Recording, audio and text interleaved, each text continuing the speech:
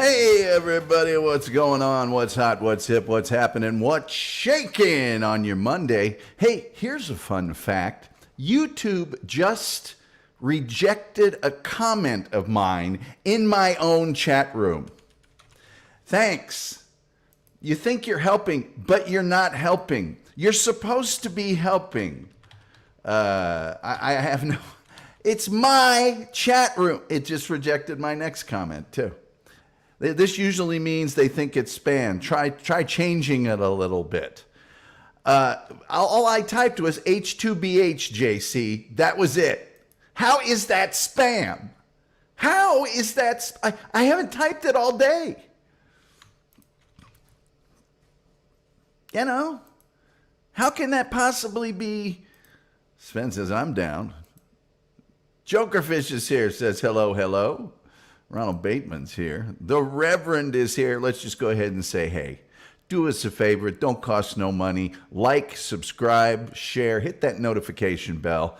And those of you who feel like it, we could really use donations at paypal.me/Tom Gully Show. It's right there in the crawl. And also our Patreon. And you can go to the Tom Gully Show and .com, and there's a ton of stuff there and a bunch of great stuff, man. But we're going to tell you about the Abraham Lincoln assassination today. Even if you think you know the full story, I guarantee you that you do not. And I'll tell you some things that are going to blow your mind. Blow your mind. Ronald Bateman says those damn globalists censoring Tom Gully. Yes. What are they doing? I'm going to try it again. H2BH. Hi, JC. I changed it up a little. There we go. For the love of Mike. Chef is in the house. Yes. Aku says from north of the border. All right. Canada, oh Canada, my one and only. But I prefer Stan Rogers's One Warm Line. To a land so wild and savage. Anyway, that's what I prefer. It's just me. Peg Leg Bikers here says, mine got blown as well. Hacka. Oh, Sunday Jen is here, says, oh, hey, Tom Gully. She also says hello to everybody else. Man, they're coming in fast and furious now. Terry Nee says Lincoln's dead. Yeah, too soon? Too soon? Is it too soon? Why don't I take that off of there? Hey, Sunday Jenna. How's everybody doing? Hey, by the way, I'm wearing my Arsenal jersey today. Arsenal went off on Sheffield United 5-0 at halftime, 6-0 at the end of the game. Hey, Shuley. Hey, Shuley. Hear that? That's guns firing. That's the Gunners. We're coming for you. 24 goals in 5 games. Playtime's over. Liverpool. Anyway, let's see. Are people just saying hi to each other? I'll go ahead and put it up. Anything else? Nah, just tired because I did 16 hours on the air this weekend. That's a lot. That is a lot.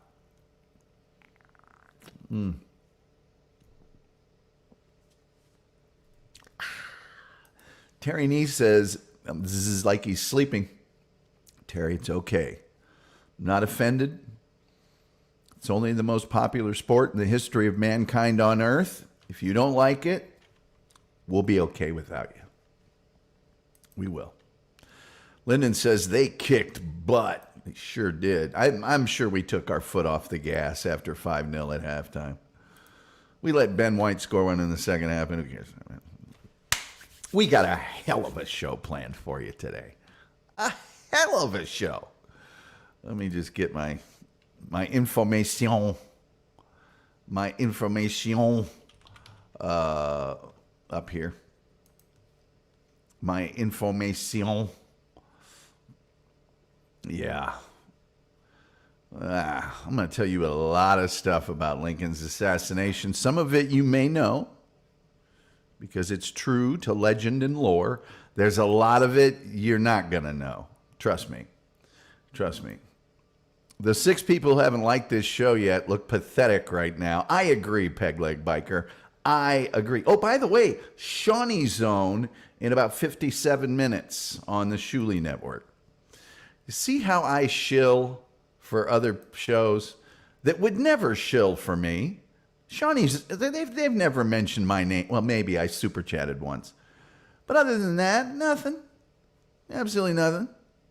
You know, I don't care. You know, I give and I give and I give and I keep giving and then I give some more. And that's what makes it such a beautiful gesture on my part. Let me tell you about the Abraham Lincoln Association. Now, what most of you people may not know is that originally this was not an assassination attempt. No. Now, of course, John Wilkes Booth, and I don't think enough can be made of this. John Wilkes Booth was the Tom Cruise of his era on stage. This guy wasn't just a dude that was in some plays. First of all, he was from a famous family of actors. His father was amazingly famous as a stage actor. He was amazingly famous as a stage actor and was highly thought of as good looking. And women swooned. I don't even know what that means technically, but they did. They swooned when they saw him.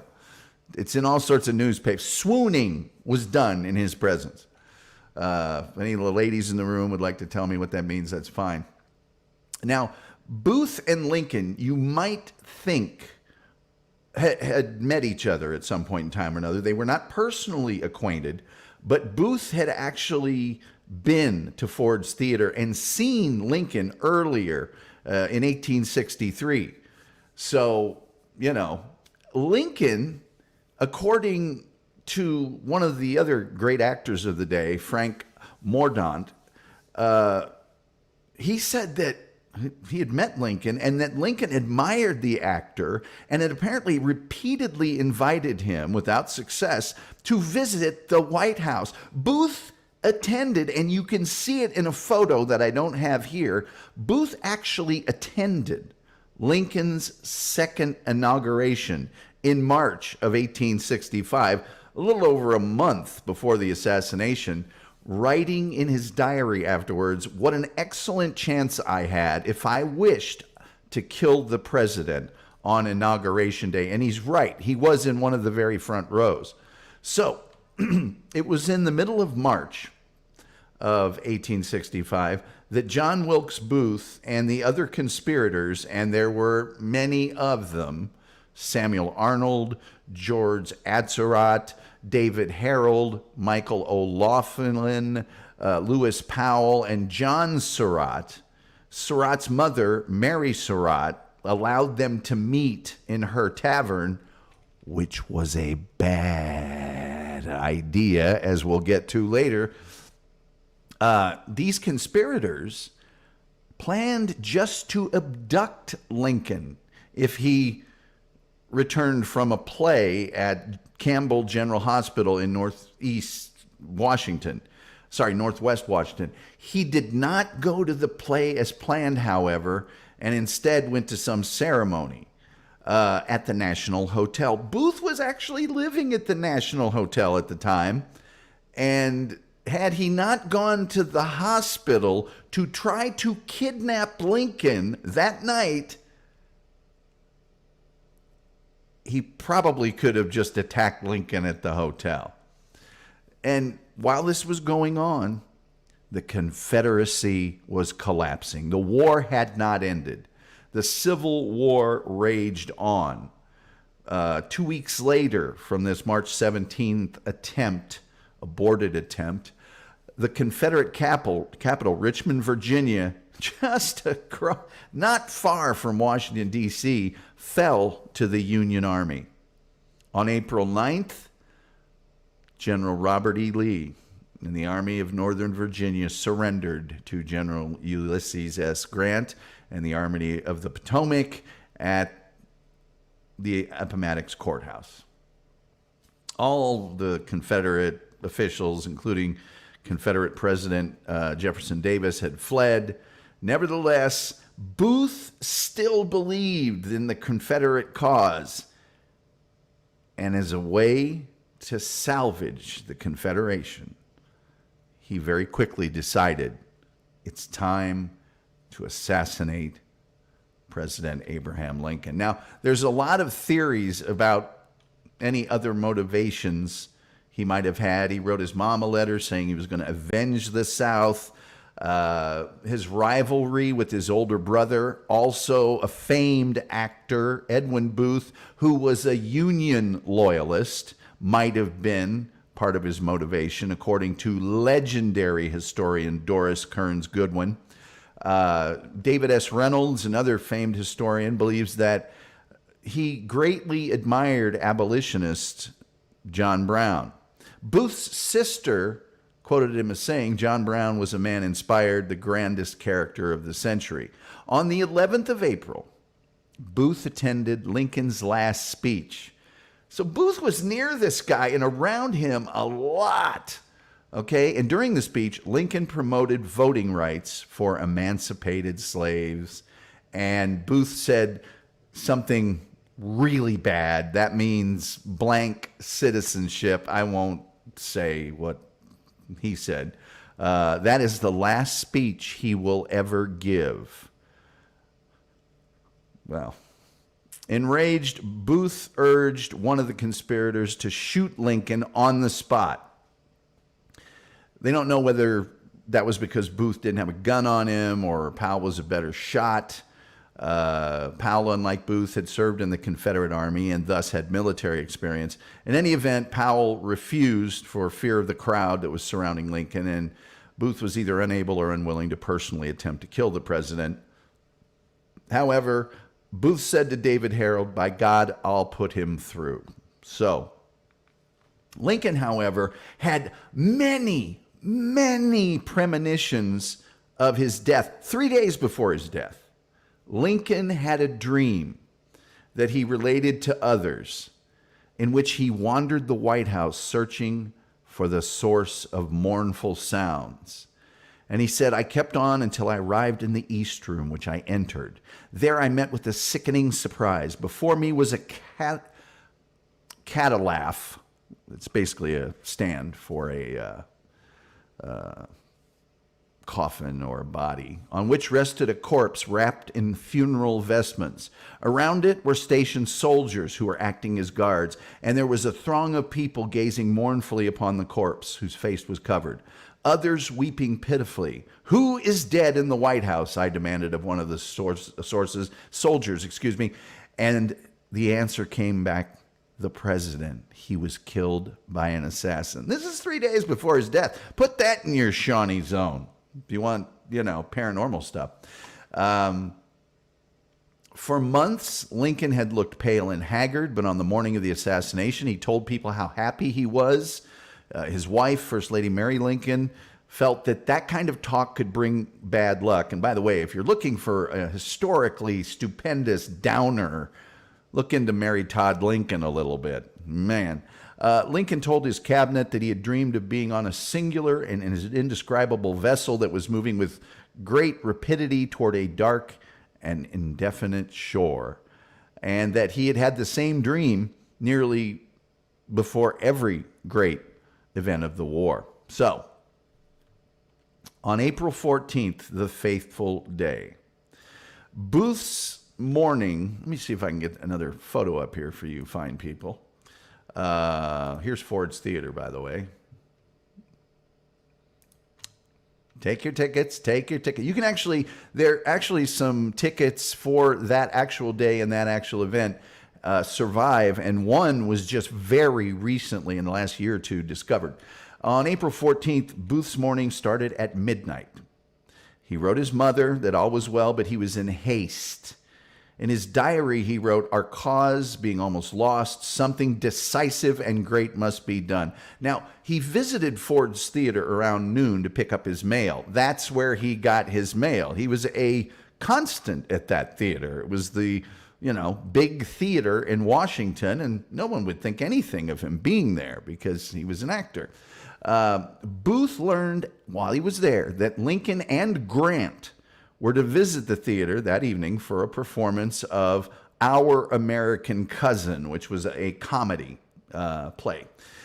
This provided him with an especially good opportunity to carry out his plans, since because he had performed there so many times, he knew the theater's layout and was familiar to the staff. So Booth goes to Mary Surratt's boarding house and asked her to deliver a package to her tavern, which was in Maryland, in Surrattsville, of all towns. He also asked her to tell one of the tenants to ready all of Booth's guns and ammunition that Booth had stored at the tavern. The conspirators met for the final time at 8:45 that night. Booth assigned Powell to go kill the Secretary of State, William H. Seward. Now, I'm not going to get into that whole thing, but I will tell you very quickly that of the assassination attempts I'm about to tell you about, Powell was the only one that was even moderately successful. Now, he did not kill William H. Seward, and if you want to see a picture of a guy that was horribly disfigured by a knife attack, look into William H. Seward. Azarat was supposed to kill Vice President Andrew Johnson. Didn't happen. And Harold was to guide Powell to the Seward house and then go try to kill the vice president and then meet with Booth, rendezvous after all this was done in Maryland. Powell was not familiar with Washington, so he needed instructions on how to go cut up William H. Seward, who was very badly wounded. I mean, super badly wounded, but he did survive. Booth was the only well-known member of this conspiracy, and his access to the upper floor where the presidential box, which is behind me here, you can see it, that was Lincoln's box right behind me, was restricted. And Booth was the only plotter who could have been realistically expected to be admitted there without difficulty. And it would have been reasonable for the plotters to assume that the entrance of the box would be well guarded. It was not. Had it been, Booth would have been the only plotter with a plausible chance to get to the president, or at least to get into that box without being searched for weapons first. So he planned to shoot Lincoln at point-blank range with his single-shot Philadelphia Derringer pistol and then stab Grant. And they were all these conspirators were to strike simultaneously shortly after 10 o'clock. Azarat tried to withdraw from the plot, which to this point was only a kidnapping, not murder, but Booth really pressured him to continue. Now, I will show you a photo of that gun. There it is. There's the actual pistol that Booth used to do this. So, Lincoln got to the theater, okay? Now, despite what Booth had heard at the theater, Grant and his wife said, no, we're not going to accompany the Lincolns because Mary Lincoln and Julia Grant, Grant's wife, did not like each other. And by the way, who could like Mary Todd Lincoln? Moody, depressed, no fun at all. Okay, the ultimate wet blanket, Mary Todd Lincoln. They had other people that said, I don't want to go. A bunch, as a matter of fact, until Major Henry Rathbone and his fiancée, Clara Harris, who was the daughter of a U.S. senator, they accepted. At one point, Mary developed a headache. No surprise there. She always had headaches. She was famously depressed all the time. Not what we would call a looker. Well, some people like stout, dowdy women, so I won't, begrudge you that. If you do, she's your pinup model. Anyway, she was planning for a while on staying home, but Lincoln told her he had to go because newspapers had announced that he was going to be there. So Lincoln's footman, William H. Crook, said, don't go. You shouldn't go. It's too much of a hassle. Don't do it. And Lincoln said he had promised his wife, which Lincoln had a fault. He did a lot of stuff for his wife, trying to snap her out of it. Lincoln told the Speaker of the House, Schuyler Colfax, I suppose it's time to go, although I'd rather stay, before he put Mary into the carriage and off they went. They arrived late. and settled into their box, which was two adjoining boxes with a dividing partition removed. Okay. The play was interrupted at his arrival. The orchestra played Hail to the Chief as the packed house, 1,700 people, gave him a standing ovation. Lincoln sat in a rocking chair, which I had a photo, but StreamYard only lets me download a certain amount of stuff that had been selected. The rocking chair exists to this day. On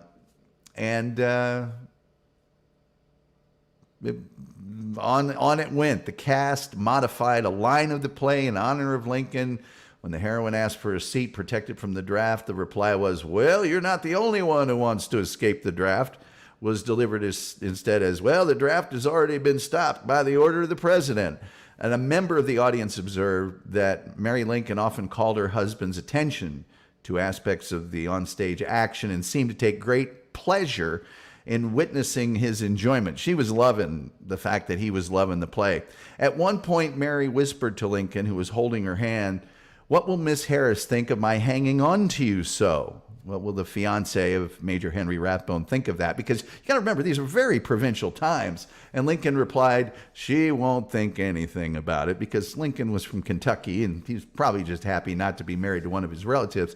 At any rate, in the following years, those words were traditionally considered Lincoln's last, although a family friend claimed in 1882 that Mary Lincoln told him Lincoln's last words were and expressed a wish to visit Jerusalem. So, the footman was off duty, and Lincoln's personal bodyguard was away. He had something else to attend to before this play decision was even made. Policeman John Frederick Parker was assigned to guard the presidential box. And so at the intermission, he went to a nearby tavern along with Lincoln's valet, Charles Forbes, and another coachman, Francis Burke. It was also the same tavern Booth was waiting by and having several drinks to prepare his time. Okay? It's not really clear whether John Frederick Parker, this policeman assigned to guard the box, ever returned to the theater, but he was certainly not at his post when Booth entered the box. In any event, there's no certainty that entry would have been denied to a celebrity such as Booth. It's quite possible that this policeman, who would have definitely known who John Wilkes Booth was, would have said, "Oh, you would like to see the president? Well, go on in, or I'll introduce you," or whatever else. Booth had prepared to brace the bar and bar the door after entering the box, indicating that he expected a guard. Well, he didn't have to do that. There was no guard. So after spending time at this tavern with Lincoln's, for all intents and purposes, bodyguard for the night in the same tavern, Booth went into Ford's Theater for the last time around 10 after 10. Okay. Now, this time through the very front entrance of the theater, in front of God and everybody, because he's John Wilkes Booth. He passed through the front lobby, went to the door that led to the presidential box after showing Charles Forbes, the valet for Lincoln, his calling card, and Naval Surgeon George Brainerd Todd saw Booth arrive. He said about 10:25, a man came in walking slowly along the side of which the presidential box was, and I heard a man say, "There's Booth." And I turned my head to look at him. He was still walking very slowly and was near the box door when he stopped, took a card from his pocket, wrote something on it, and gave it to the usher, who took it to the box. Seconds later, the door was opened and Booth walked in. Once inside the hallway, Booth barricaded the door by wedging a stick between it and the wall. Now, from here, there was another door he had to go through to get to Lincoln's box, and there is evidence that earlier in the day, Booth had bored a peephole in this second door so he could look in and see really what he was up against. Booth knew the play, Our American Cousin, by heart. So he waited, okay, for one of the traditional huge laughs during the play because he wanted lots of noise to cover up what he was going to do. And that line was delivered by actor Harry Hawk. He says, "Well, I guess I know enough to turn you inside out, old gal, you old sockdologin man trap." Lincoln was laughing at this line when Booth opened the door, stepped forward, and shot Lincoln from behind with his pistol. The bullet entered Lincoln's skull behind his left ear, passed through his brain, and came to rest near the front of the skull after fracturing both orbital plates of Lincoln's eyes. Lincoln slumped over in his chair, then fell backward. Rathbone, the major that the Lincolns had invited, turned to see Booth standing in gun smoke, less than 4 feet behind Lincoln. Booth shouted a word that Rathbone thought sounded something like freedom. So, here is a drawing of where the bullet went. Okay, so it entered through the back just behind his left ear and went rather deeply into his skull. Here is one of the more morbid things you will ever see, and this still exists. This is one of the doctor's probing tool to find the bullet, and in those little round things, to each side of that probing tool are fragments, fractured fragments of Lincoln's skull. So it's nice to know we've preserved history that way. By the way, to the more than 25 people in the room, if you could like, don't cost you nothing, share, subscribe, do your thing.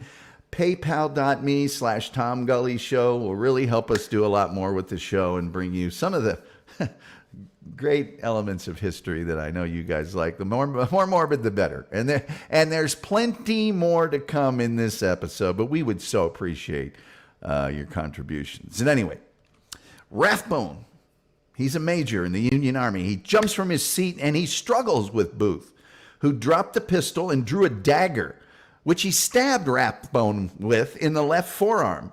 Rathbone again grabbed at Booth as he prepared to jump from the box. Okay, so Booth is going to jump off the box onto the stage, which is a 12-foot drop.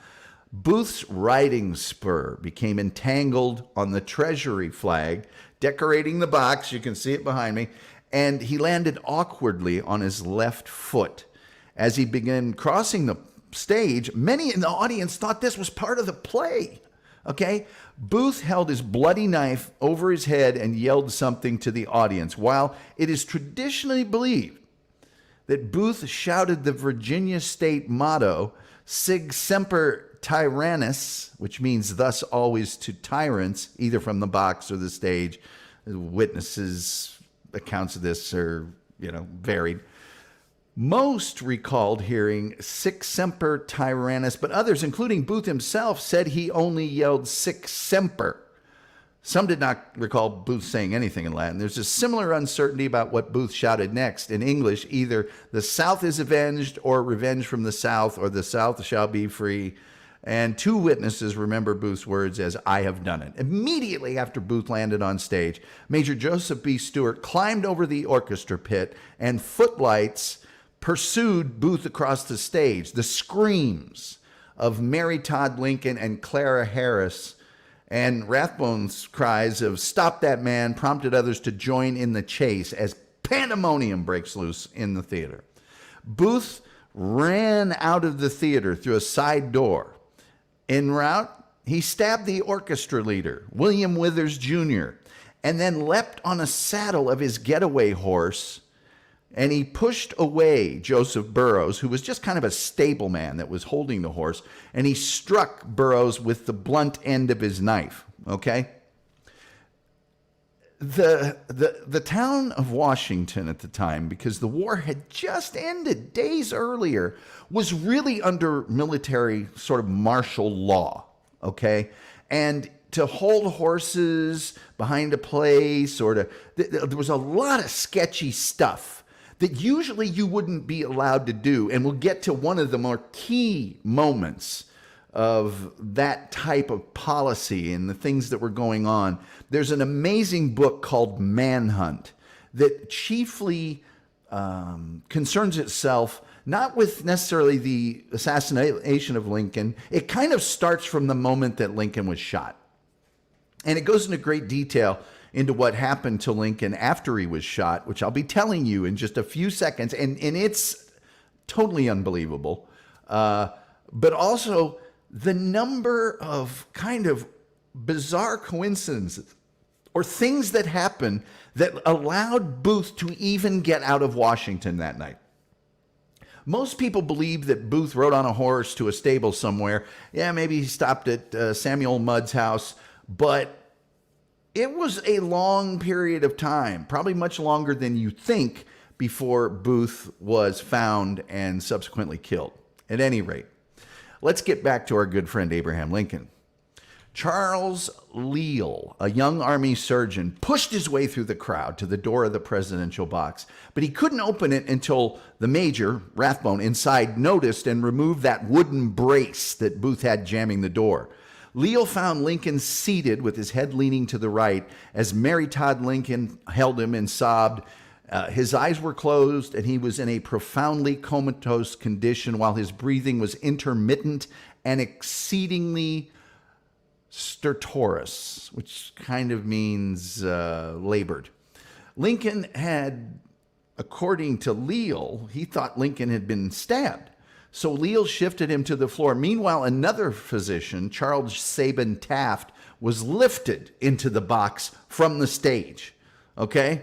After Leal and a bystander cut away Lincoln's collar while unbuttoning his coat and his shirt and found no stab wound, Leal located the gunshot behind the left ear, the wound there. He found the bullet too deep to be removed and dislodged a blood clot, a huge blood clot, after which Lincoln's breathing actually improved because it took pressure off of his brain.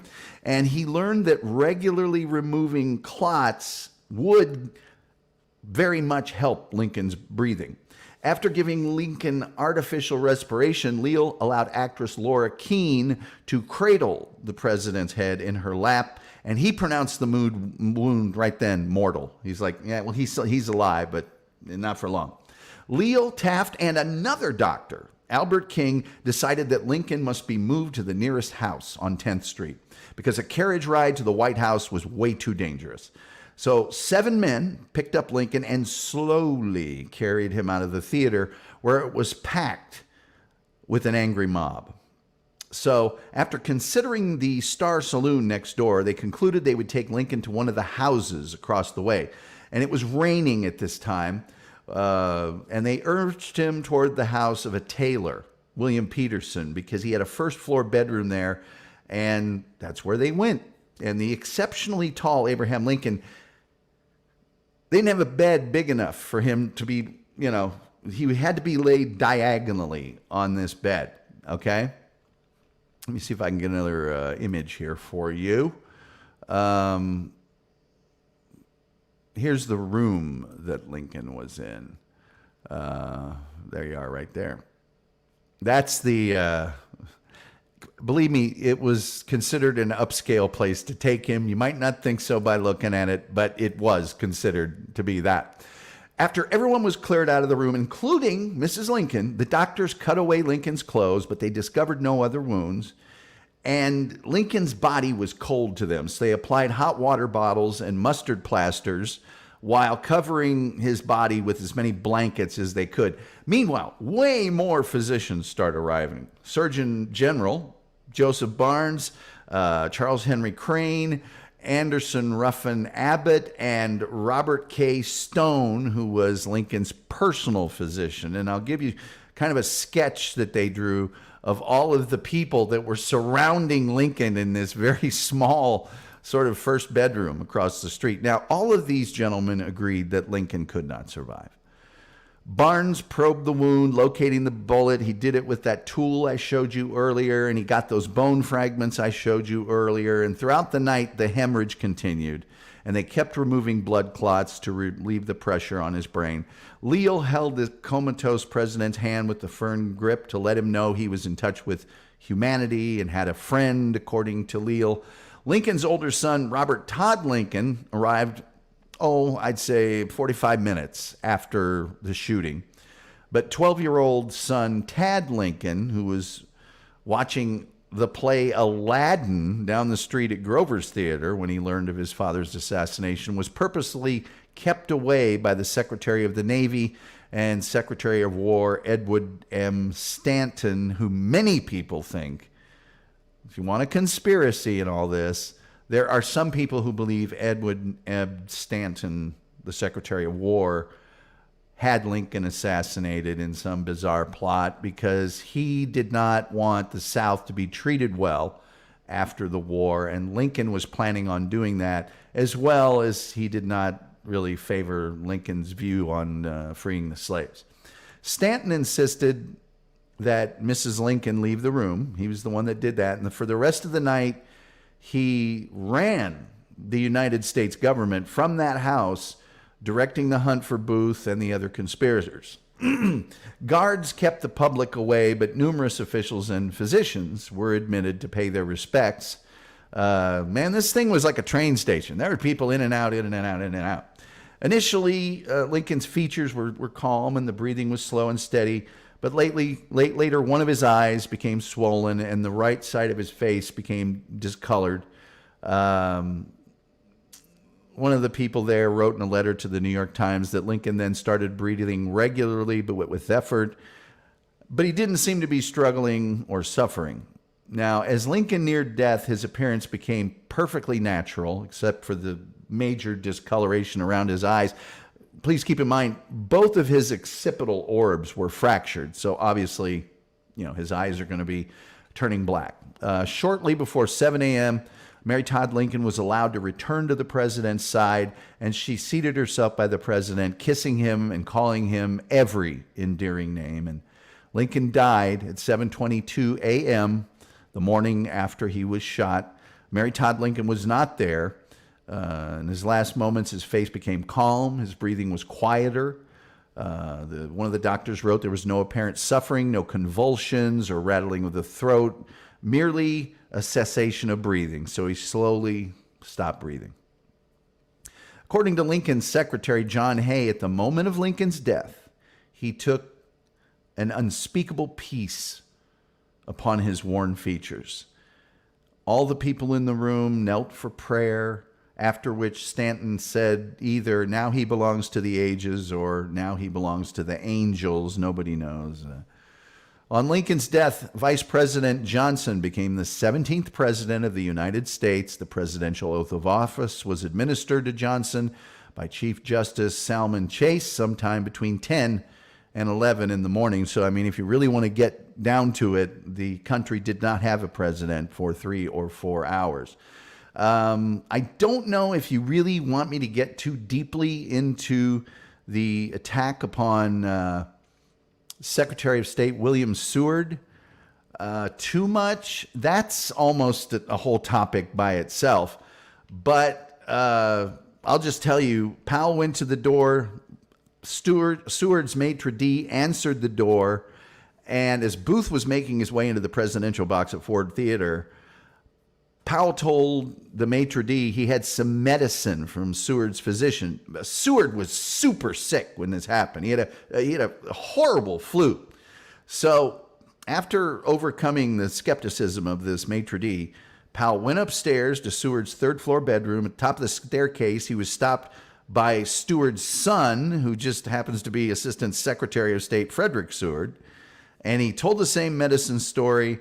And Frederick, though, was suspicious and said his father was asleep. So hearing some voices, Seward's daughter comes out. And she says, "Fred, father is awake now," revealing to Powell where Seward was. Powell turned as if to start downstairs, but suddenly he turns again. He draws his revolver. He aims it at Frederick's forehead, and he pulls the trigger. Gun misfires. He bludgeoned Frederick unconscious with it. The maitre d' starts yelling, "Murder, murder," and runs outside for help. Well, the daughter opens the door again, and Powell shoves past her to Seward's bed. Again, super sick. He stabbed Seward's face and neck, slicing open his cheek. And if you ever see a picture of Seward, it is a horrifying scar. and it's just so many crazy things that happened with this whole night. Seward had a broken jaw at the time. Not important how he got it. But they had fitted his face with a brace to help heal this broken jaw. And that brace prevented the blade from penetrating his jugular vein. Seward eventually, recovers with all these scars. But all the screams that are going on by Seward's daughter bring some soldiers that were assigned to protect the house. And Powell stabbed one of them in the neck and then ran outside exclaiming, "I'm mad, I'm mad." Screams from the house had frightened Harold. He ran off, leaving Powell to find his way in an unfamiliar city. I mentioned Georgia Azaret just failed to attack Johnson, the vice president, at all. He didn't do anything. So, within a half an hour of fleeing Ford's Theater, Booth crossed the Navy Yard Bridge into Maryland. Now, here's the thing. There was a curfew on at the time. No one was supposed to be able even to cross this bridge. But because he was John Wilkes Booth and he was famous and he was an actor, he was apparently a cool customer and he talked his way across. I cannot impress upon you enough how severely forbidden it was for anyone, for any reason, to cross this bridge. Okay? There was a Union Army sentry named Silas Cobb there who questioned him about his late night travel, and Booth said he was going home to the nearby town of Charles. Although it was forbidden for civilians to cross the bridge after 9 p.m., he lets him through. Harold makes it across the same bridge less than an hour later, same routine, and he rendezvous with Booth.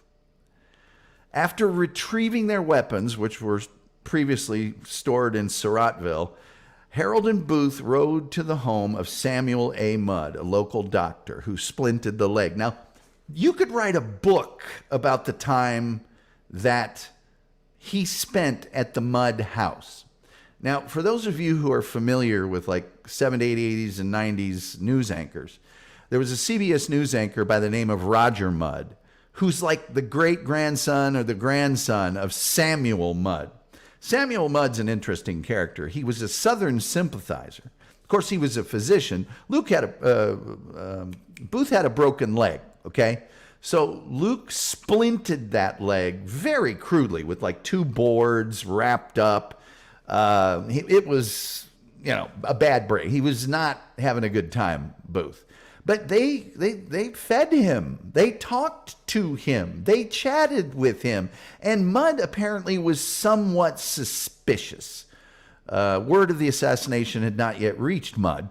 But Mudd later was condemned to life in prison for splinting Booth's leg. But in the prison camp he was in, an outbreak of smallpox, I think it was it smallpox or diphtheria? It was something.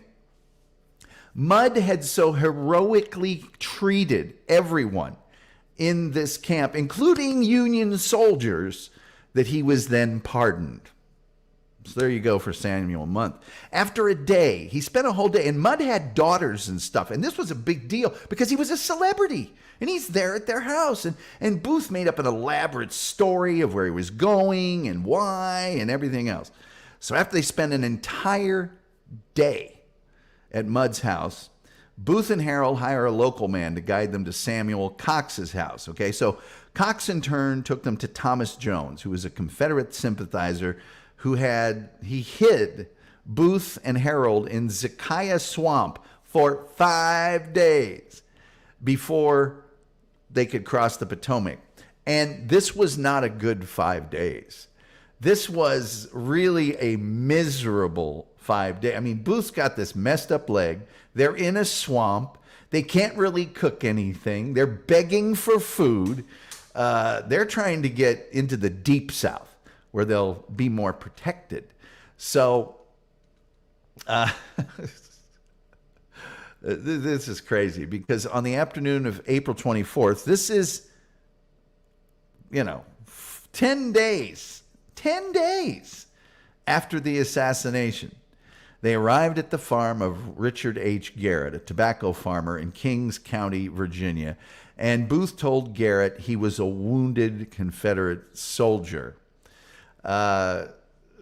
It's crazy. The hunt for the conspirators quickly became the largest in U.S. history, involving thousands of federal troops and countless civilians. I mean, tons of people. And by the by, there's this for you. Yeah, $100,000 reward in 1865. Come on now, okay?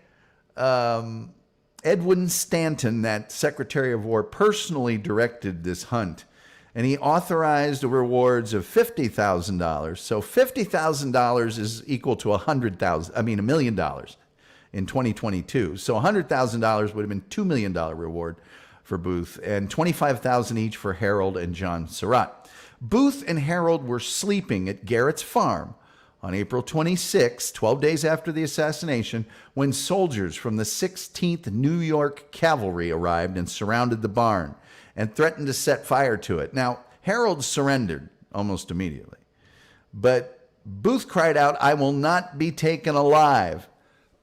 Now, there was quite a bit of negotiation back and forth. I mean, they didn't just automatically do this stuff. He's yelling at them. They're yelling at him. I think at one point somebody actually went up to the barn and tried to talk him coming out. He didn't want any part of it.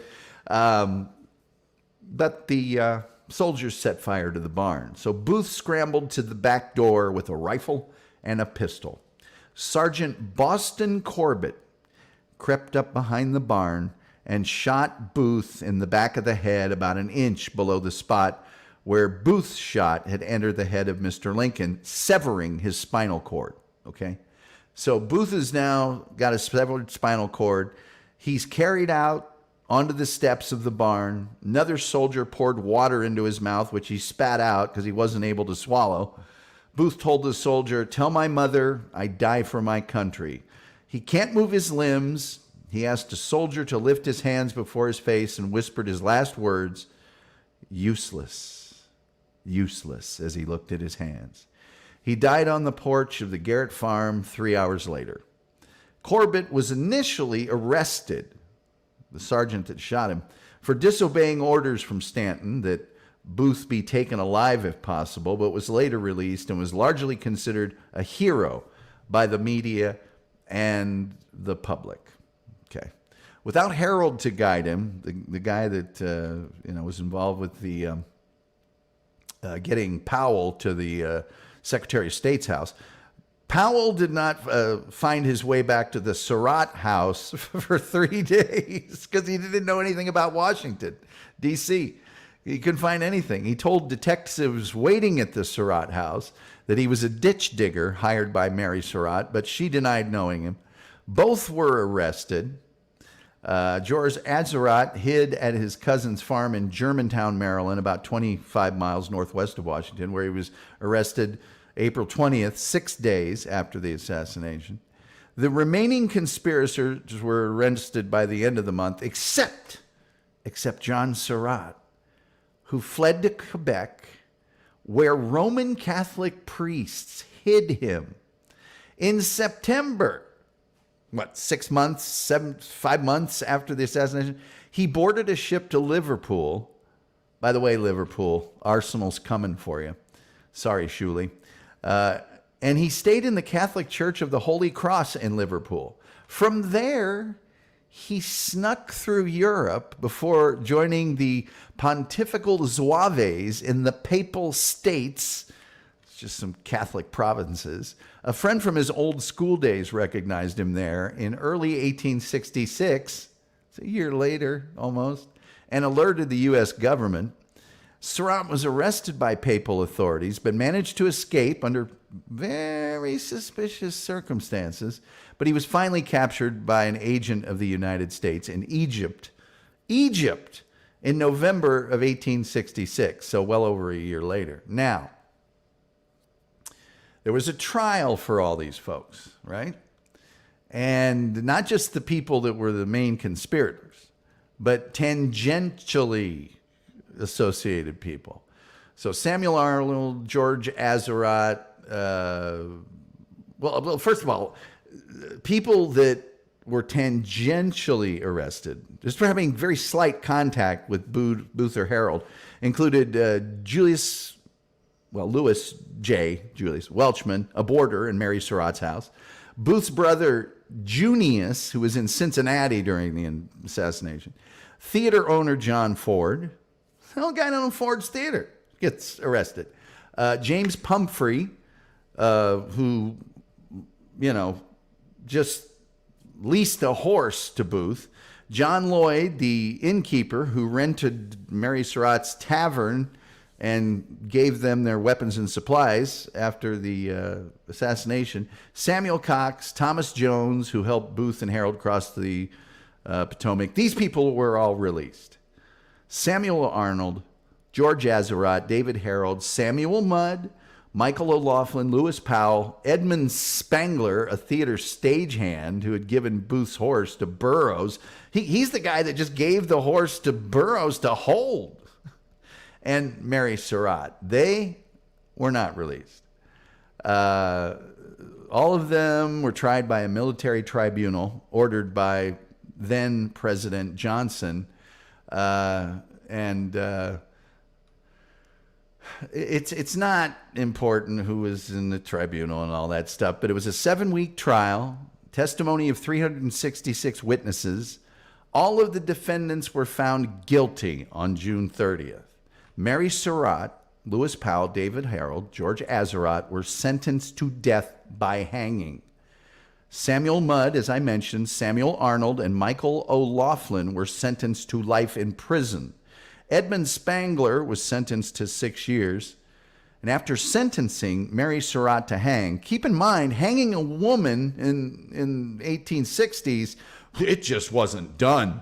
It was just, you didn't do that. But after sentencing her to hang, 5 jurors signed a letter recommending clemency. But Andrew Johnson, the president, refused to stop the execution. And he later claimed he never saw that letter, but whatever. So it was that on July 7th of that year,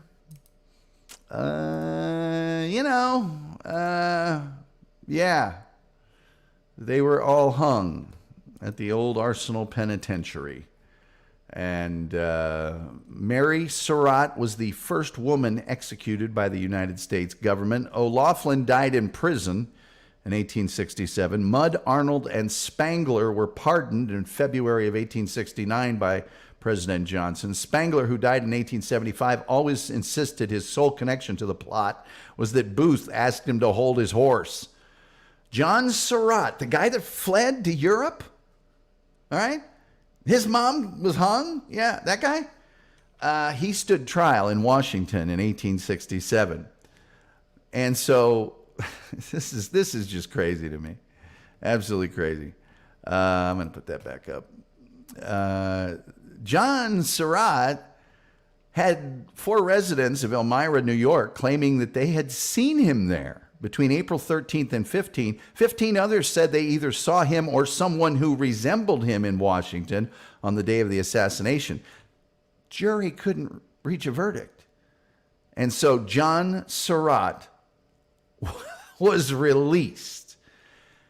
And that, ladies and gentlemen, is the real story of the Abraham Lincoln assassination. We took a long time. We've only got a few minutes till the Shawnee Zone. I will not go over onto the Shawnee Zone, so I am going to rip through your comments and see what you got here for me. Hey, 25 people here. Cool. Shawnee starts at 9, 8 Central. Yeah, that's why I said earlier, 52 or 3 minutes, whatever it was. Love that word, swoon, yes. Hugh says, Lincoln was assassinated. Why have I never heard of this? Well, I didn't make the papers, maybe in your area. Swooning equals fainting.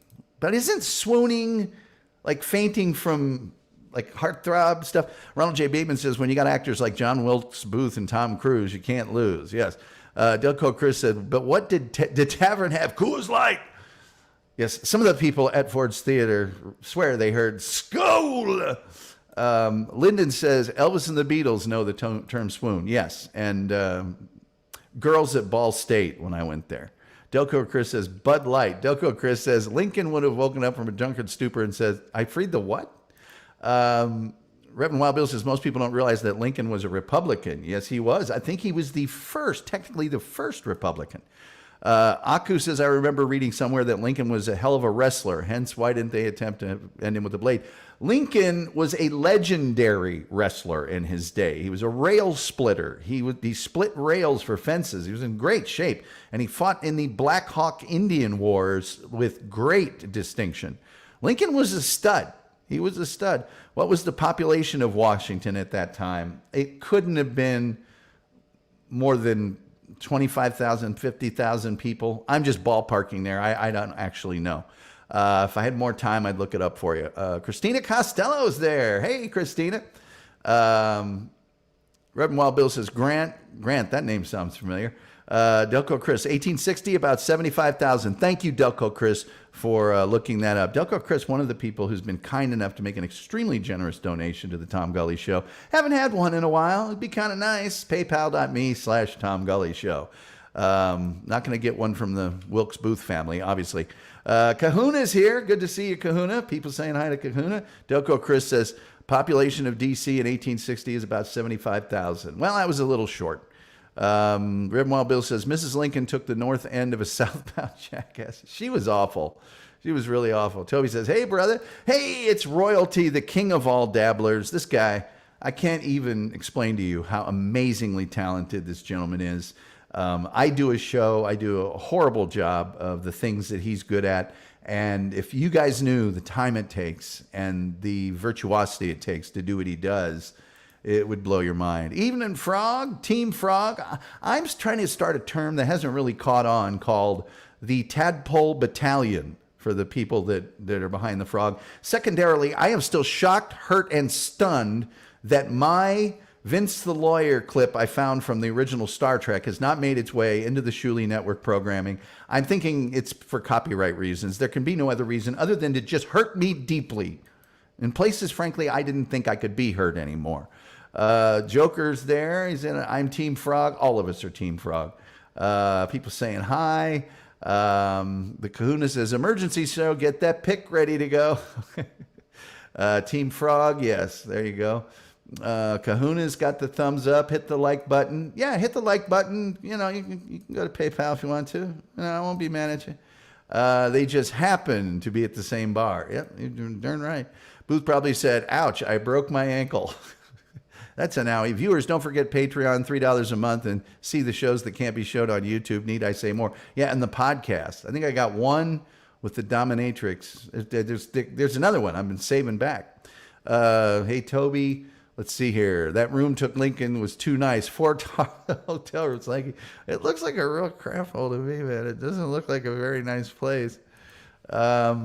You should do a show on the similarities between President Lincoln and President Kennedy, both elected in 60, both assassinated. And Lincoln had a secretary named Kennedy. Kennedy had a secretary named Lincoln. Lincoln's assassin went from a theater to a warehouse. Kennedy's went from a warehouse to theater. Yeah, there's a bunch of stuff. I don't have internet, actually. Brett's Hollywood show is insanely funny. Shout out, Tom. Shout outs, Tom McGully. Power, baby. Casey Hepburn, how you doing, man? How you doing? Oh, my God, I've got less than 3 minutes. Tom Gully's a national treasure. You know, wise beyond his years, a good egg. Yes, well, and I've got some years. Johnson had Lincoln killed. I'm like, I got something. Who knows? That Harold is troubles, I tell you. Both President Johnsons both Vice President Johnsons became president because of the assassination. That is true. Oh, here comes old Limpin' Booth. That guy stinks on ice. And a guy stinks. I love that phrase. He stinks on ice. Also, well, that too. This Booth fella says like a no-gooder, am I right? A no-goodnik. The guy's a real jerk. I knew it. Well, I never. Shameful, really. Casey Hepburn, this Booth guy. You know, there you go, Toby McGraw. He sounds like a real jerk. Think I know the guy. Let's see here. Booth was really a nice guy, just so misunderstood. Terry Nee says, I was just in Germantown, Maryland last Friday. Well, you could have seen some skull fragments. Terry Nee rocks, by the way. This is very disappointing news. Casey Hepburn says, I was really pushing for that Lincoln guy. Abe, I think they called him. Well, if you knew him well. The Reverend Wild Bill says, Tom, using those 50-cent words today. I'm trying all I can do, man. I use past tense well because, oh my God, I've got less than 2 minutes. Past tense, let's see here. We should have a moment of silence for my buddy Abe, though. Let's see. And only Washington Locke's a good actor that day. Slow down. I'm taking notes. Just another day. I didn't know she was sick. She won't be sleeping on the washboard anymore. Say goodnight, Gracie. Tom's a stain on earth. Nice story choice. Terry Nee.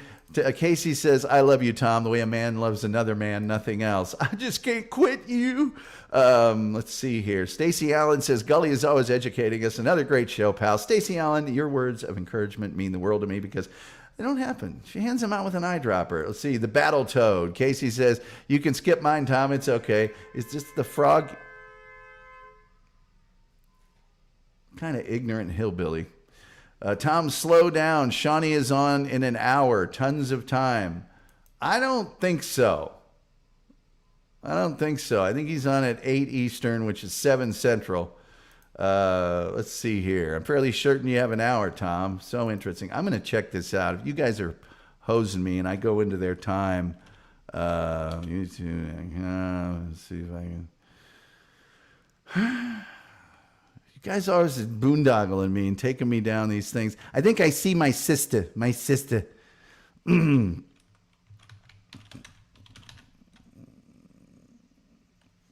me see. Well, there's only 4 people waiting. Oh, come on. Hurry it up, YouTube. It says scheduled for 8 p.m. Oh, dear. You guys are right. I'm so sorry. Well, let's just take a minute then. Let's just luxuriate. I'm sorry, you guys. I was on the air for 16 hours this weekend on a clock. And if you, I know none of you have been listening, but if you really want to hear me cranked up and doing what I do, I can read stories real fast. I may just read a story here for you. Heard that? Yeah. What kind of hillbilly? Who honks? We got cell phones, text, do something, knock on the door. Still have an hour. 9 Eastern. Okay, cue the Price is Right Lose music. If my iTunes was open, I would. And the phone lines are on. No, they're not. Please call in. I haven't put them on because I didn't think I'd get to use them, but I'll put them on now. We'll do a little extra here. PayPal.me/Tom Gully Show. Bonus programming.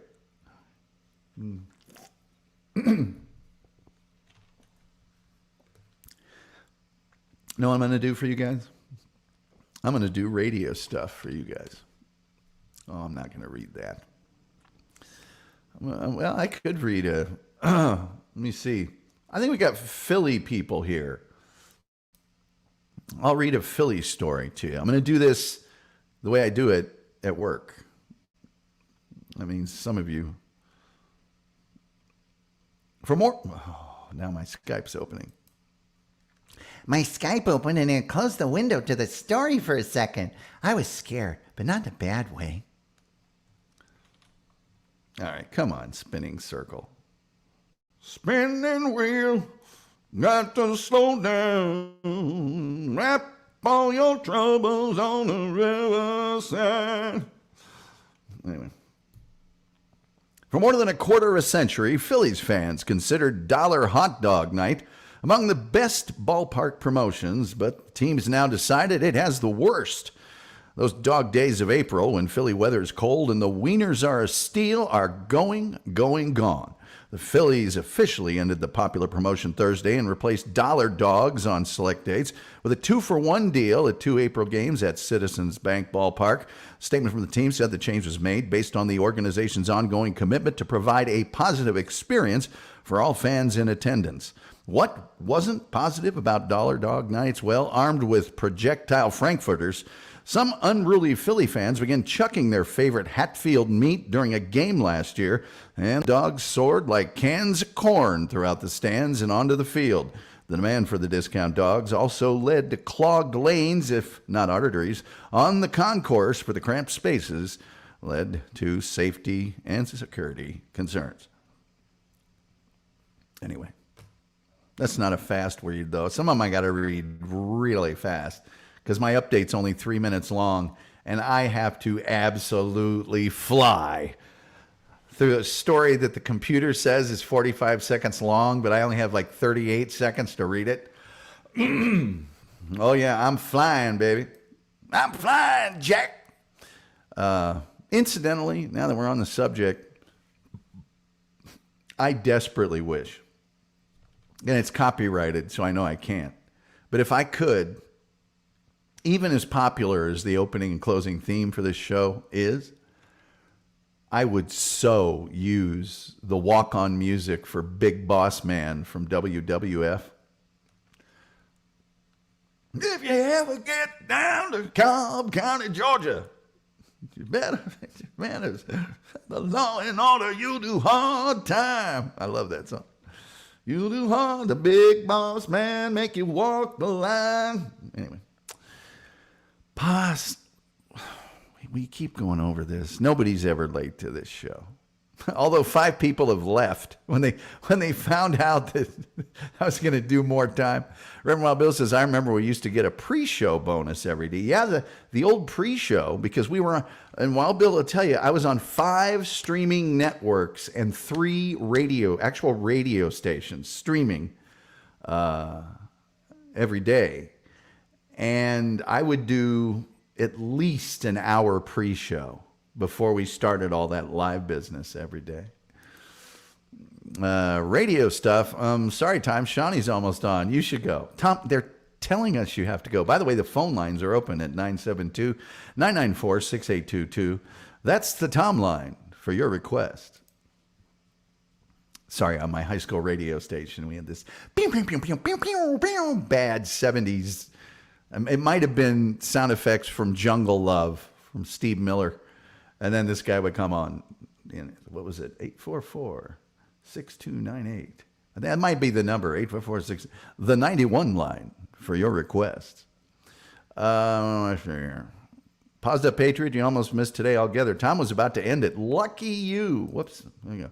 10 cent, bad as 10 cent beer night. Bad as disco demo. We can do a show on disco demolition night. There's nothing better than disco demolition night. Man, disco demolition. We got to do a show about disco demolition night. Incidentally, tomorrow night's show will be on the most popular single episodes in American television history. The most viewed. Christina Costello, who's a longtime follower of the show and a great fan of Elvis Costello and cool music and fun stuff, says, what goes up must come down. Ride a painted pony like the spinning wheel. Anyway. Ronald J. Bateman, who has been to the condo for Bushmills with his ex-wife, who, I don't care what you say, Ronald, that chick's hot. And you have a wonderful daughter as a result. I know things didn't end well, but a wonderful daughter from that. Aku says, I have a funny radio story involving O&A's Jocktober. Save that for tomorrow. I am anxious to hear it, however. The pre-show was awesome, says Christina Costello. Yeah, the pre-show, that was just whatever. Stacey Allen says, hey, today is March 4th, the date that is also a command. I heard a very sexist joke the other day that I'm going to tell now. This doesn't reflect my opinion, but it does reflect something that a lot of people laughed at. What's the difference between Iron Man and Iron Woman? One is a superhero. The other is a command. The Tom Gully Show takes not responsible for comments. The Tom Gully Show cares. Reverend Wild Bill says, what the hell is disco demolition night? Well, Reverend Wild Bill, stay tuned. We'll be telling you. Probably. Terry Nee says, Tom, do you have a reel-to-reel player? I do. It is in storage, wrapped tightly in Visqueen in a barn in Peru, Indiana. Thanks, Uncle Herschel. Shout out to Uncle Herschel. He's a heck of a guy. He is a heck of a guy. Costello Christina Ronnie says, nice. Doko Chris says, Yadala beers in glass bottles. Great idea. So, coming to your condo ruined the marriage, says Terry Nee. I don't think I had anything to do with that. I don't have anything to do with that. Paz says, I don't get it.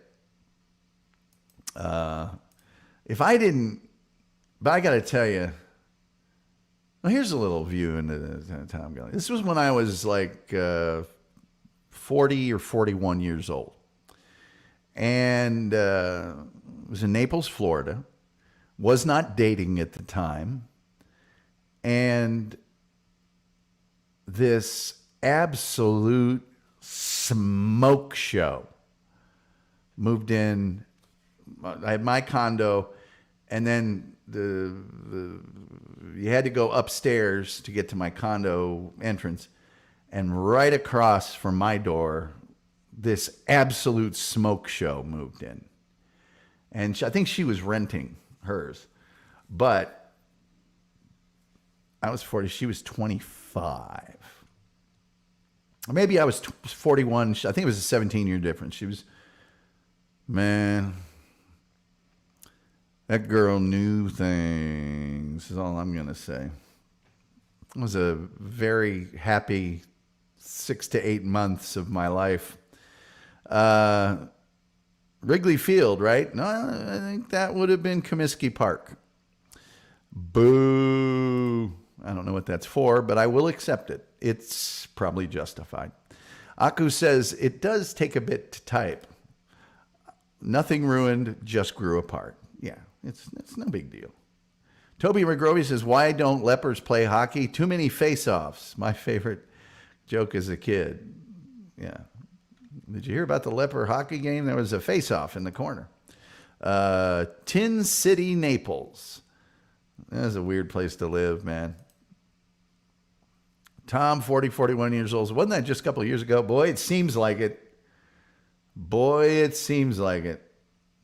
Stacy says, I think that was a Nickelback song. What was a Nickelback song?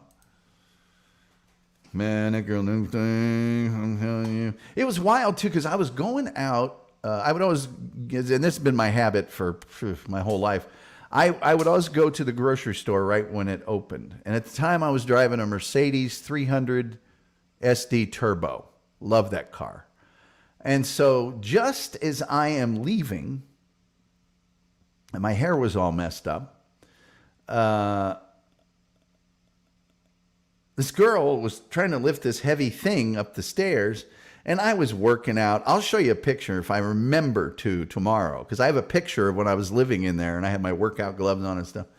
And so I immediately said, hey, you need a hand there. And I lifted it up and took it, and where you want it? She said, that door right there. I said, oh, right across from me. And then I turned and I went, hello, how you doing? And then we started like bumping into each other once in a while. And I would go run every day too, by the way. And she was driving a couple times and started honking. And she stopped me on the way back from the mailbox one day and said, we should do something sometime. And I said, oh, I'm way too old for you. She goes, well, what are you, like 30? And I went, no. And I told her how old. She goes, oh, well. And then she said, well, no, we can't go on a date, because my mom told me, you can't date somebody that lives right across from you. And I said, fine. I knew somebody that owned a restaurant in Naples, and they set up a special table and all this. They really helped me out. So we're pulling into this place, and she goes, have you ever taken anyone else here on a date? And I didn't think. I said, I thought this wasn't a date.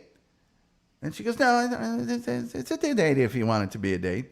And so we went, we ate, and we had spent hours and hours and hours talking, like out on our common little veranda area.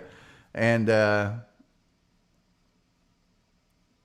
this particular restaurant, like if you've been down to Naples, they have these sprawling, beautiful, like they're not a strip mall. They're just these mall areas with walking paths and all this other stuff. And so we were walking. And she grabbed my hand, and I'm like, okay, grab my hand. What a thrill. And then at one point, she just stopped me and started kissing me. And I'm like, well, like I said, that girl knew things. I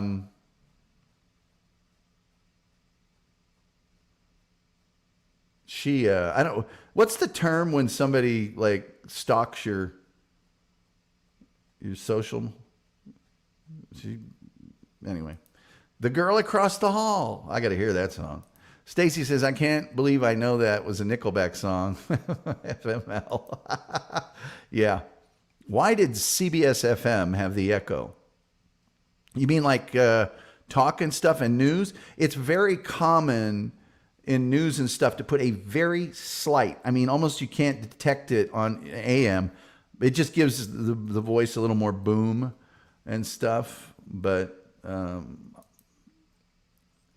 I actually do that on my podcast. I put just like 5%. It's not much, but it's just enough to give you that, you know.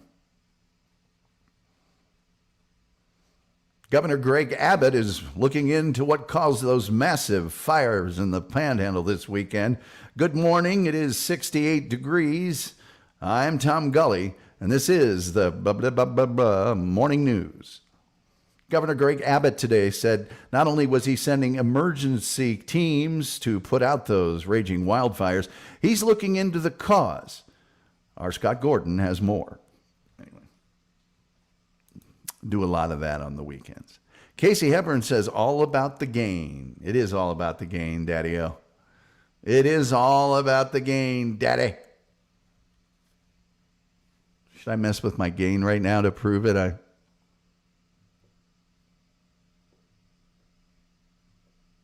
God, I don't want to screw up my thing here, but this is about the gain, and we come down, and then we're here, and then we. I think right in here. I think right in here is where we want to be. Right there. I think right there is where we want our gain. Right there. I think I took it down just a touch. I think right about here. Oh, now that's it. That's the sweet spot right there. Toby McGroby says, Stacy, if you forgot about my hockey joke, I'll forget about your Nickelback song. Great, now I have a Nickelback in my spell dictator. Paz says, you were taking care of that 24-year-old neighbor. Attaboy, Tom. I'm hoping she was a happy girl for a while. Philly's KYW was dry, but with a teletype loop in the background. Oh, God, I couldn't handle that. I thought it was all about that bass, on a bass, no treble. You know who does a great version of that song is Postmodern Jukebox. Have you guys ever heard Postmodern Jukebox? They take popular songs of the day and they redo them in like 20s and 30s style. I recommend Postmodern Jukebox, All About That Bass, and also Stacy's Mom. So go on YouTube to Postmodern Jukebox, All About That Bass, or Stacy's Mom. I'm going to tell you something else that happened to me this week. Just last night, on Saturday. No, it was yesterday. Was it yesterday evening? Yeah, it was yesterday evening. I'm going to tell you something right now. And this is, I'm a little bit ticked off.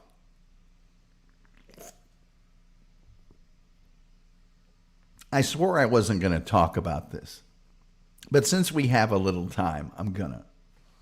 Who here in this room has heard me singing the praises of a movie reaction show called Popcorn in Bed? Who? Tell me in the chat, and I'll go through some of this stuff.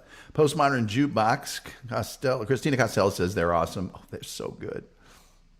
Aku says the local stations, to me, always had terrible in-the-field report mic quality. Found out they would deliberately ruin the recording, so it didn't seem like they were in the studio.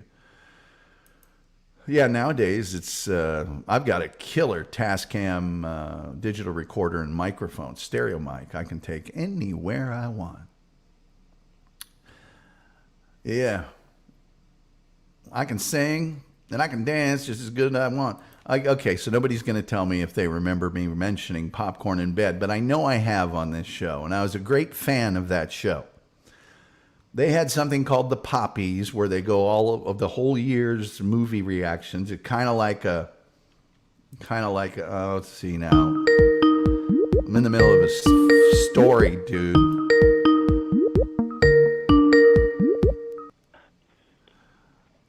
Yeah. Hello, Tom. This is your eye in the sky. I'm above the accident right now where we had the T-bone of 2 trucks of pigs and beef, and now we've got bacon and hamburger everywhere. Just want to let you know they should get the stuff cleared up pretty soon when they get it out here with the barbecues, and I understand we're going to have a big cookout. How you doing, Tom? I'm doing fine. I'm in the middle of a story.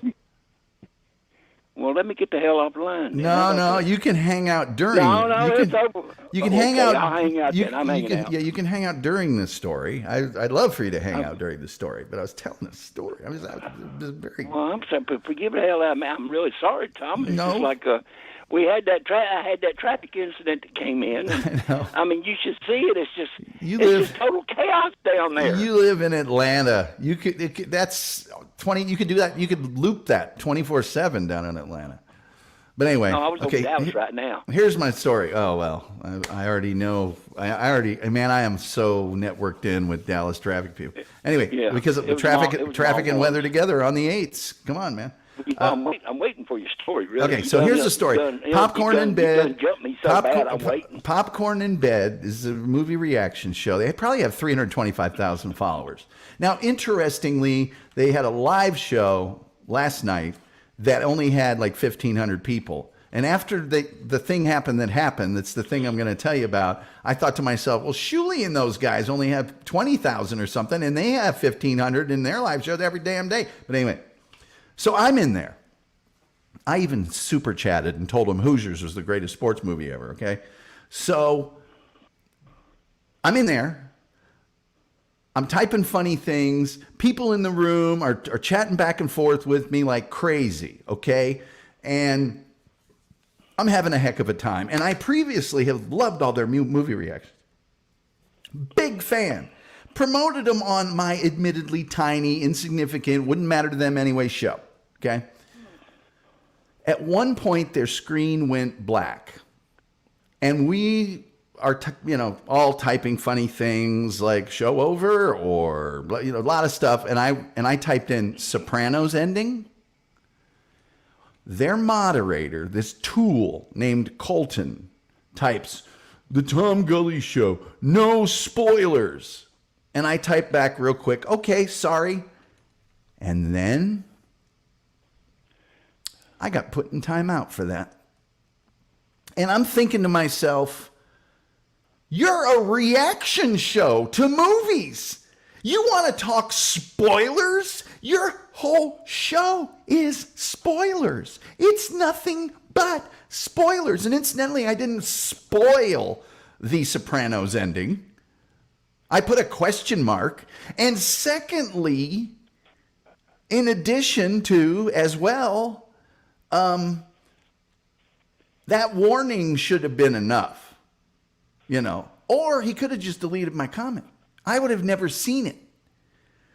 And I got so tempted because these girls on this show are very innocent. They don't know a lot about life. War movies upset them. They ask a lot of what I would consider to be naive questions about things. And I thought of writing them a note, a really pointed, but hey, you know what? You guys act like you're all nice and, kumbaya and all that. You've got a room monitor that is a complete tool. You showed the last scene in one segment of your show today. You showed the final scene from at least 10 movies. The last scene. And I make a little joke because you went to black. And The Sopranos, which how long have they been off the air? It's got to be a while. And by the way, here's another thing. The Sopranos ending There's no spoiler because nothing happened. Nothing. Nobody would be able to figure that out from what I wrote. And I thought about going to their Facebook page, so I immediately unsubscribed. And I even blocked them from my channel. Block them. Okay. Now, what's up, Wild Bill? Well, I'm kind of pissed. That moderator did that to you. That makes me mad. Yeah. That wasn't right. Tom Gull is a good man. I know. There again, when he said that about the spoiler, I'm sitting here thinking to myself, going, self, hasn't that been off for a couple of years now? What spoiler is he talking about? Because if it was a spoiler, everybody already knows about it because it's over. Yeah, and I wrote Sopranos ending ? Who could figure that out that didn't know about it? Who on earth? I didn't write Kevin Spacey is Kaiser Sose. You know, I didn't write that. I didn't say Sophie picks this one of the choice. I didn't do that. Well, you know what I got to say about that, Tom? To hell with him if you can't take a joke. You know what I mean? Yeah. So my show that for some reason cannot get beyond 700 followers for anything, and has yet to crest the 30 people watching at one time. It's gonna sting when I walk away from you, popcorn in bed. Well, we trying to get you up there, Tom. We are really. Toby McGroby says Sopranos ending is a turn of phrase these days, not to mention the fact that it actually means there's nothing to spoil. It's the absence of an ending. Right. It's impossible to spoil. You know, it's like taste this and handing somebody a glass of air. Karen Garvey says, sorry I laugh when you get upset, but you're so funny when you go off. One of my favorites is your air travel video on Patreon. Oh, God. If you go to my damn car again. If you go to my Patreon and you listen to my Air Travel with Tom podcast, and there may be a video for it as well. Yeah, I do get really mad. I do get really much worse than on this show. Well, Tom, you want me to tell you something to help ease that madness? Yes, I would love that. You know that car that's outside that keeps on beeping and stuff due to those people liking to push their button? Yeah. Pick you up a nice piece of hickory. Go outside and fine-tune that bad boy. You know what Make that horn sound a little bit better.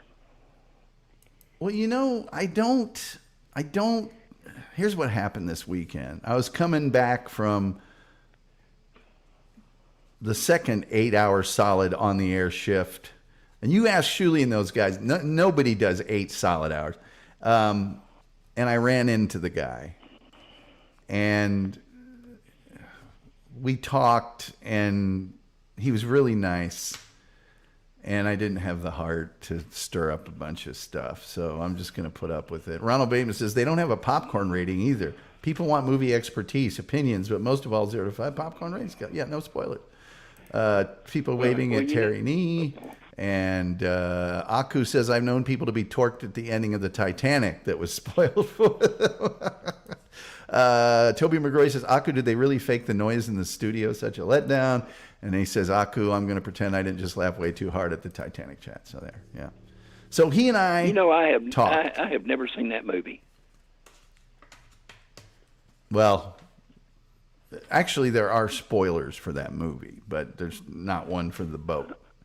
But there are spoil things. It for me because I doubt I'll ever see the movie. Yeah, no, there's nothing to just watch it sometime. It's not a bad movie. It's a mildly entertaining movie. It's interesting because you know what's going to happen. So you get to see all the. I was going to say I've read all about the sinking of the Titanic. I mean, and even the conspiracy theories behind it that it really wasn't an iceberg that ripped the side of the ship off. Things like that. But so why would I want to watch some Hollywood movie glitz and glamour stuff where some woman's at the front of the boat and the guy behind her's trying to decide whether he wants to push her in or not. Hey. Toby McGrovey says, no spoilers, Tom. Time out. Say what you feel, Tom. It's okay. I was hurt by that because I've been a tremendous fan. I've typed wonderful things in their comments that they have liked, and it's just, see, you put it to this Colton guy. Oh boy, I just see that's the one bad apple that can spoil the whole barrel on that one. Well, that's why I don't have a moderator, because people mean well, but obviously the power's gone to that guy's head. He's a tool. I'd hate it if a bunch of you went to their page and subscribed and wrote that Colton's a tool and he was evil and bad to me. Because all I type, if he'd have said no spoilers and just left it at that, I'd have said fine. If he'd have just deleted the comments were going so fast, I'd have never seen it. If he'd have put this is your only warning, I'd have gone, hey, sorry, man. Whoa, hey. But to just boom, you're in timeout, no interactions ever, no warnings ever. Just, I'm the guy in charge of this chat. It's like, okay, I am never watching another one of your movies. And I would rush to see their movie reviews. Guess what? There's 20 movie reaction channels that I can watch. And many of them are just as good as yours. I liked yours because you started reacting to Star Trek and you didn't think you'd like it. And then you really got into it. And, well, Stacy's going to make fun of me for that. But no more. I'll never go back. I'll never forget it. I had that feeling in the pit of my stomach, like, what the, hey. And who is this? Who are these people that you would really hate to see us go and put in comments that Colton's a tool? No, I don't want anybody to do that to Popcorn. I don't want anybody to do that to Popcorn in Bed. Okay. If somebody was going to do it, I would do it myself, because they have a Facebook page. But I unsubscribed. And you have done it before too. Oh yes, I have many times. And I super chatted. It's like, I just contributed to your. And if you saw my interactions with people, I had people interacting with me like crazy because I know tons of movies. I know tons of lines from movies. I'm bringing up stuff in each category that people went, oh God, what a great choice. And it's just, Jannies are the worst, says Goat. I don't know what that means. It's uncalled for, says Casey Hepburn. I agree. But anyway, I used to have to ban lots of people from this room, but just because they were saying things that were way out of line, not even necessarily about me, but racial slurs, things of that nature. But profanity, racial slurs, and all sorts of stuff. Right. But you always let a lot of people get away with stuff. But profanity, I won't probably even ban you for just regular old everyday profanity. Also, you can make fun of me. I don't care, as long as you don't get crazy with accusing me of abomination or something like that. But I unbanned everybody that had done that. I mean, I seriously unbanned 2,000. Well, I won't call them people. I'll say screen names. And I've only done 3 or 4 since. So it's like, But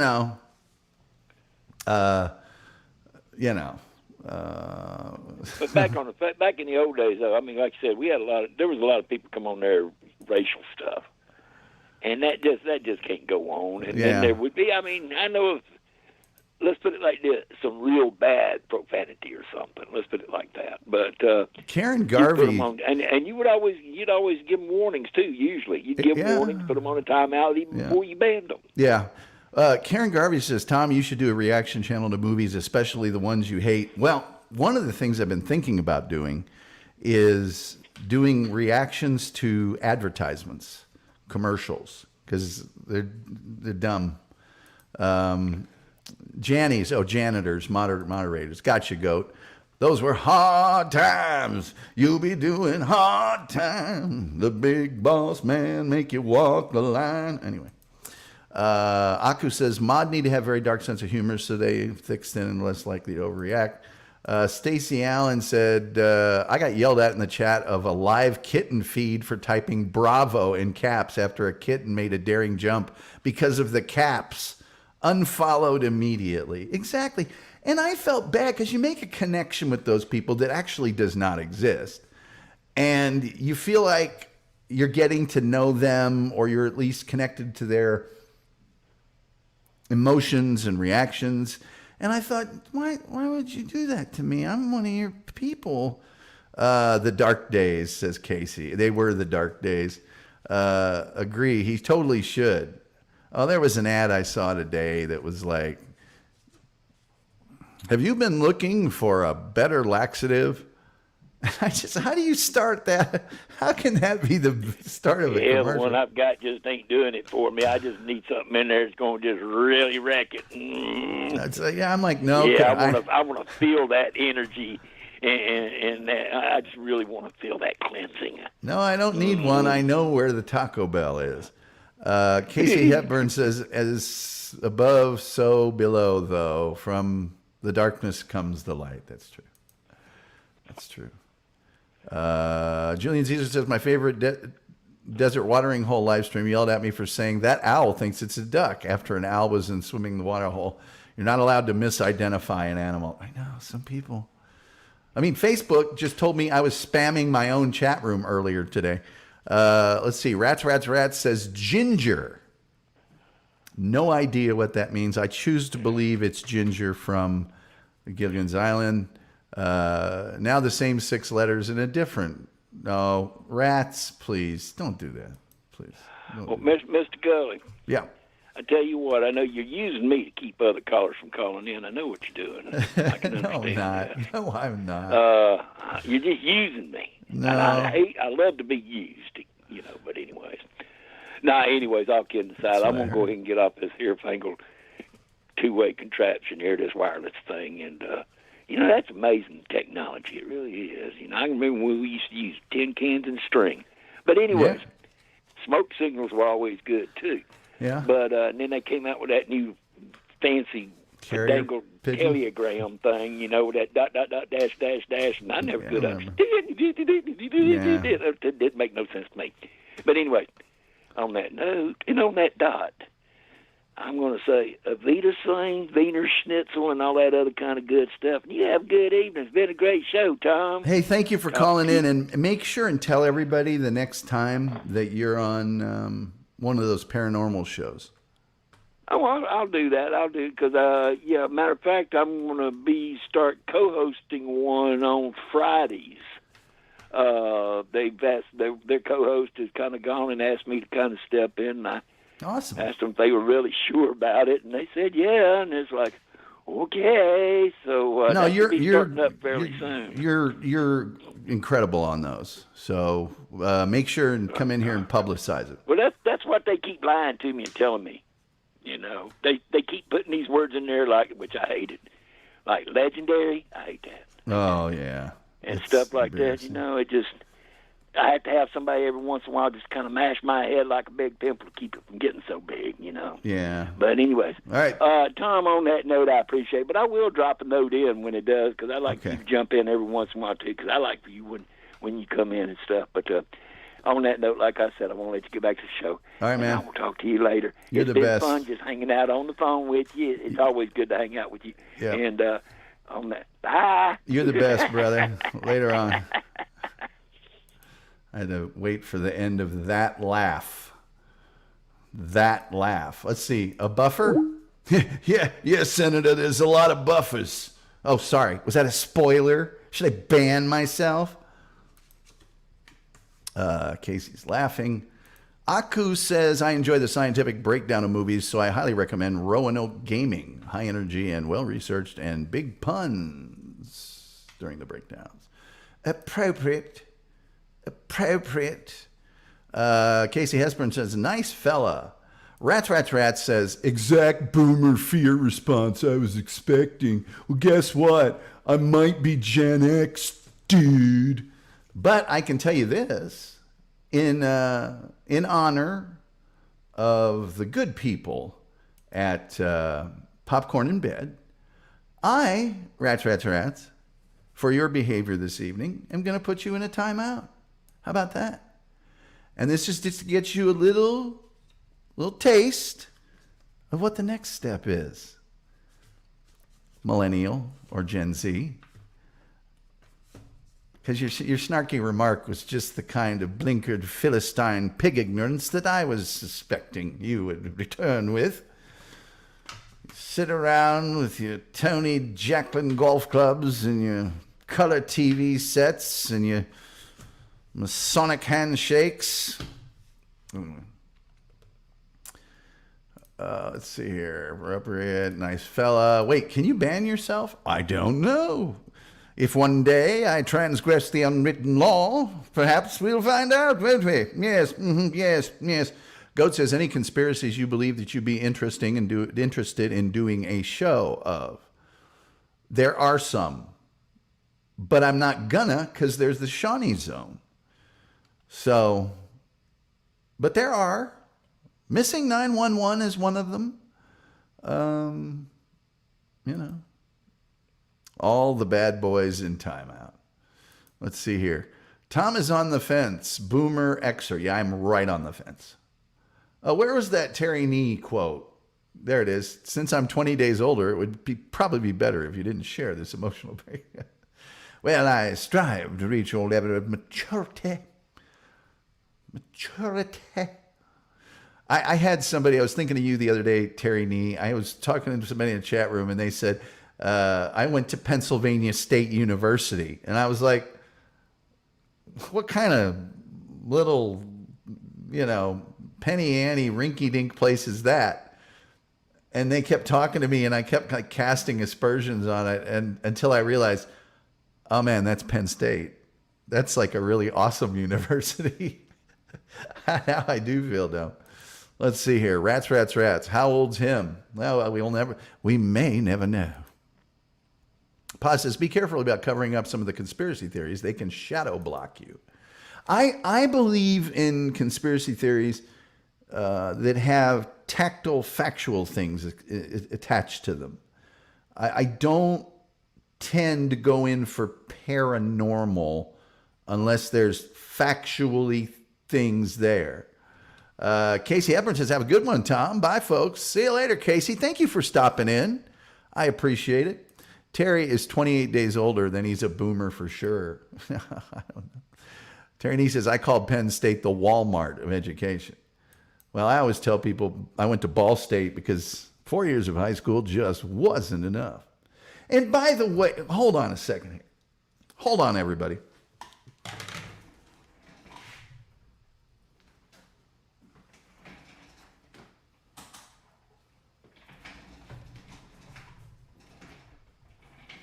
I swore I was going to talk about this today. Okay, so this right here is my college ring. All right? I wear it every day. I usually wear it every show, but I was in a hurry and I forgot to put it on today. I got this for playing sports at a Division I school. And I wear it every day. There's been a lot of talk in the Shuley network about nobody does. I know tons of people do. And maybe it's a Texas thing. And I think I've been told it is a Texas thing because there's the University of Texas, there's Texas Tech, there's Texas A&M. A lot of people wear their rings. But I got this because I wanted a ring. And I saw some rings and I was trying to pick out something. They all seem kind of ostentatious or just, why am I even wearing that? It's so plain. And I thought, oh, I'll just wear this.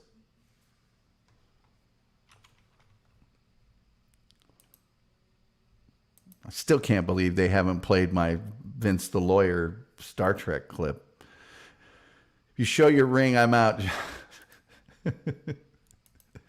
I remember a couple weeks ago that you didn't wear it. I forget it sometimes. I usually don't, but I sometimes do. I remembered the Arsenal shirt, for crying out loud.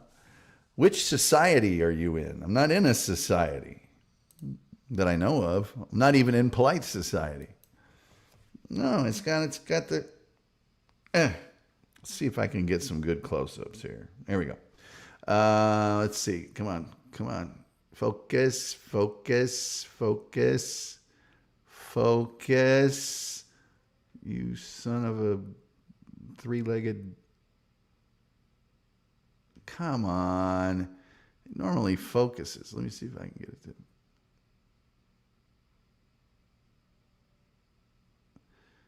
Come on, it's done it before. There we go. There we go. Look at that. Now, if you can see in there is the mascot of Ball State. There's not a letter in there. There it is. There it is. And then on the sides of that thing there's the telecommunications, broadcasting stuff. Come on. Don't do me like that, man. All right. And then on this side, this is the side I like. Well, I like both sides, but come on. Come on. Come on. Catch a hold. Come on, you piece of poo. You're supposed to be focusing. Come on. Come on. Come on, autofocus. Come on, be a guy. See that? Pull it back a little. This is really important, dang it. Oh, wait, I know what I'm supposed to be doing right now while I'm doing this. Oh, man, come on. Okay, we'll do this. And then we'll do this again. Come on. Come on. There we go. There we go. There we go. All right. All right, I'm reading these chats and then I'm getting out of here. I just read one of them. It was after your McDee's visit. Okay. Oh, I thought the ring was for something, like the Masons. Don't give up. There it is. I got Shuley to watch the Merrill Kalin Howard show. I don't think any of those guys watch my show. I don't think any of them watch it. Well, Joe does. Joe is awesome about watching my show. That YouTube channel broke you. College Ring? Yeah. I mean, I played every second of every game for 4 years. Or is it a Jaybird? No, it ain't no Jaybird. It's a Ball State Fighting Cardinal. The cardinal is the most feared animal in the collegiate athletics because they come in a swarm like flying red-winged piranha, and then they peck your eyes out, and then they got you. Stacy says, you're hitting a new low with this ring stuff. I know, I started laughing at it. Almost had it. Almost had it. In Texas is different where it's actually a thing of pride to show off which school you went to. You damn tootin'. Listen to Stacy. We'll forget all this. I have a certain number of skills which make me a nightmare to men like you. If you let her go, there'll be no inquiries. The matter will be forgotten. But if you don't, I will find you. I hope so, Terry and E. I think I'm permanently scarred now. Oh, no, I don't want permanent scars, just the mental kind. How do you do that? It's going to be tough, Stacy. Lol. All right, you guys have had enough fun. But that hurt my feelings when it was like, you're letting this guy... You're letting this hunyuck... And I was gone so fast, I bet you there was an outcry in that chat room. You know, like there is.